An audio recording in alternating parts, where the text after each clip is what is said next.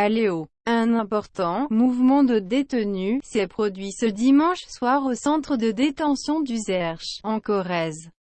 Selon plusieurs informations concordantes, des détenus n'ont pas regagné leur cellule, et certains sont montés sur l'un des toits de l'établissement pour y brûler des matelas. Le mouvement a commencé en fin d'après-midi, peu après 17 heures, lorsque certains détenus ont voulu protester contre les mesures de restriction liées au coronavirus, et qui se traduisent pour eux par une suspension des parloirs, ce qui provoque une situation explosive. Une quarantaine de détenus sont montés sur le toit de la prison, où ils ont brûlé des matelas. Le mouvement s'est étendu à environ 200 détenus, dont certains étaient empêchés de regagner leur chambre, selon la direction de l'administration pénitentiaire, citée par l'AFP. Et d'après le syndicat UFA-PUNSA Justice, plus de 200 cellules ont été dégradées, voire en partie brûlées ou saccagées. Un détenu a d'ailleurs été hospitalisé, après avoir été asphyxié. Toujours selon les syndicats, des solutions de relogement dans d'autres établissements pénitentiaires ont dû être trouvées durant la nuit, certaines cellules étant devenues inutilisables. C'est le contact humain qui compte pour ces détenus.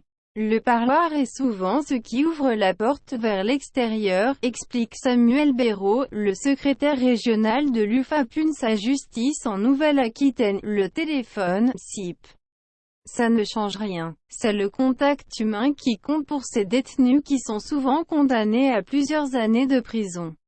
C'est voir leur famille, leurs femmes et leurs enfants le week-end qui les fait tenir, précise Samuel Béraud, ajoutant que toutes les activités de la journée ont aussi été supprimées, puisque plus aucun intervenant extérieur ne rentre dans les prisons, depuis près d'une semaine.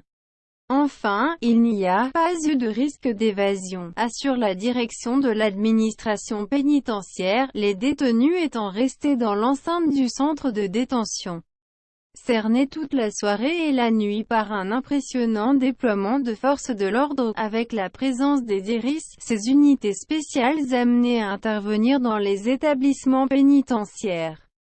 Plus tôt dans la soirée, le syndicat SNPFO avait parlé d'une situation particulièrement tendue sur les réseaux sociaux, précisant qu'au moins 40 détenus étaient sur les toits et 100 à l'extérieur.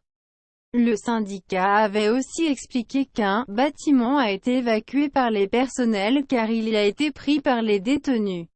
Rond rouge urge, #prison des #, Uzerche.